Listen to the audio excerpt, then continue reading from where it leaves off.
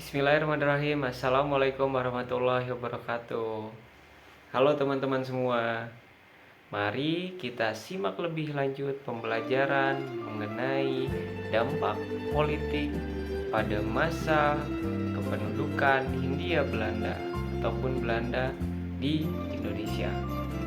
Nah, sebelum kita lebih lanjut membahas terkait apa aja sih dampak politik yang ada di Indonesia pada saat itu. Nah, teman-teman perlu mengetahui bahwasannya bangsa Indonesia pernah dijajah oleh bangsa Belanda pada saat itu, dan akan muncul ataupun lahirnya sebuah kolonialisme pada saat itu. Nah, dalam pembelajaran kali ini kita lebih dikhususkan kepada bidang politik. Nah, kira-kira apa aja sih yang menjadi dampak ataupun yang menjadi pengaruh pada saat itu? Nah, teman-teman perlu mengetahui bahwasannya pada masa kebijakan Hindia Belanda ataupun Belanda pada saat itu, mereka datang membuat kebijakan yang mana memberikan pengaruh yang cukup signifikan, entah itu lebih kepada arah yang negatif ataupun ke arah yang positif. Tapi teman-teman perlu mengetahui banyak juga dampak yang negatif yang telah dilakukan oleh bangsa Belanda pada saat itu. Nah, pada khususnya kita akan mencari lebih jauh lagi dan mempelajari salah satu tokoh ternama yang bernama Max Havelaar, atau nama penanya bernama Multatuli. Dia menulis suatu karangan ataupun buku yang berjudul Lelang Kopi Maskapai Dagang Belanda. Nah, di dalam tulisannya ataupun di dalam karangannya, ia menggambarkan ataupun menjelaskan dari segi sistem tanam paksa yang terjadi pada saat itu. Bahwasannya orang-orang Jawa yang menjadi korban, di mana pada saat itu orang-orang Indonesia, khususnya orang-orang Jawa, itu dipaksa untuk menanam hasil-hasil bumi seperti rempah-rempah yang kita tahu, ada kopi, teh, dan gula. Jadi kebun-kebun pada saat itu dikelola oleh orang Belanda, dan yang bekerjanya pada saat itu adalah orang-orang pribumi ataupun orang-orang Indonesia. Nah, upah tanam yang seharusnya sampai kepada orang-orang pribumi ataupun penduduk saat itu yang menjadi pekerja itu tidak sampai, teman-teman. Jadi ada salah satu perlakuan yang tidak diberikan dengan sebenarnya. Jadi ada indikasi-indikasi korupsi yang dilakukan oleh bupati-bupati pada saat itu. Nah, teman-teman perlu mengetahui bahwasannya Gubernur Jenderal pada saat itu yang bernama Daendels ataupun Raffles itu meletakkan dasar pemerintahan yang modern, di mana para bupati dijadikan pegawai negeri dan digaji. Nah, menurut adat istiadat, kedudukan bupati ini adalah turun-temurun, dan nantinya mereka juga mendapatkan upeti dari rakyat. Nah, bupati ini dijadikan alat kekuasaan pemerintah kolonial. Jadi sebagai alat ataupun perantara pemerintah kolonial untuk menyampaikan kebijakan ataupun perintahnya kepada rakyat pribumi secara langsung.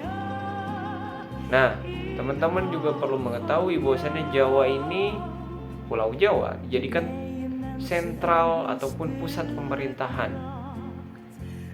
Nah, nantinya karena ada hubungan kerjasama ataupun ada peranan-peranan yang bisa dikatakan ada suatu aliansi di mana Belanda dan Inggris itu nanti akan bersatu dan nantinya melakukan intervensi terhadap wilayah-wilayah jajahan mereka, khususnya pada Indonesia pada saat itu.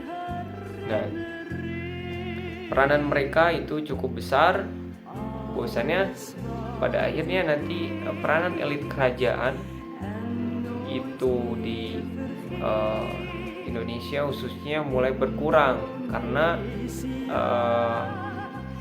dalam intervensi ataupun peranan dari Belanda itu masuk ke dalam Indonesia itu nanti akan meruntuhkan kekuasaan dari pribumi.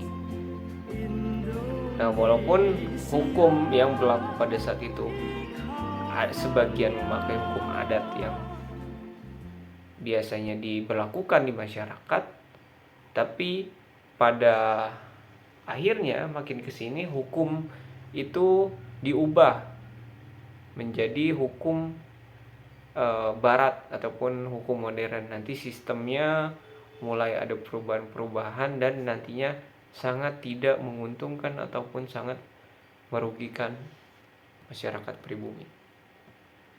Nah, teman-teman bisa mengetahui lebih lanjut, ada film yang berdurasi hampir 2 jam sampai 3 jam itu yang berjudul Max Havelaar. Teman-teman kalau sedang luang boleh sekali untuk menonton film tersebut karena banyak sekali inspirasi ataupun wawasan yang teman-teman bisa ketahui lebih lanjut. Dan nanti kita akan diskusikan di kelas akan lebih baik biar lebih nuansa ataupun suasana diskusi tukar pikiran dan kita saling berpendapat itu sangat lebih enak untuk kita lakukan. Nah, teman-teman juga perlu mengetahui bahwasannya di dalam bukunya Max Havelaar ataupun dalam nama penanya Multatuli itu, ia melihat bahwasannya bupati-bupati ataupun orang pribumi itu sendiri ataupun orang Indonesia yang lahir di Indonesia, besar di Indonesia, melakukan sewenang-wenang juga terhadap rakyatnya sendiri. Jadi bisa dikatakan orang-orang Belanda pada saat itu yang datang ke Indonesia melakukan hal yang sewenang-wenang itu dilakukan juga oleh orang-orang kita. Tapi karena kita belajar sejarah, kita harus melihat segi objektifnya. Jadi tidak hanya saja melihat dari sisi negatifnya, tapi kita juga melihat dari sisi positif apa saja kelebihan yang bisa dirasakan oleh masyarakat saat itu dan apa saja kekurangan-kekurangan yang terjadi pada saat itu. Nah, di dalam bukunya juga Max Havelaar mengatakan adanya penindasan terhadap rakyat yang ia saksikan ketika ia menjabat sebagai asisten residen di Lebak. Nah, setelahnya ketika ia melihat penindasan pasti akan berdampak kepada kemiskinan yang terjadi. Nah, teman-teman pasti mengetahui bahwasannya rakyat Indonesia sangat terpuruk dan sangat menderita pada saat itu. Bahkan ketika kita lihat untuk makan saja pun itu sangat kurang, serba kekurangan. Dan tentu ada kesewenangan yang terjadi. Mungkin cukup sekian yang bisa saya sampaikan. Teman-teman bisa pelajari lebih lanjut. Kurang lebihnya mohon maaf. Assalamualaikum warahmatullahi wabarakatuh. See you next time teman-teman. Dadah.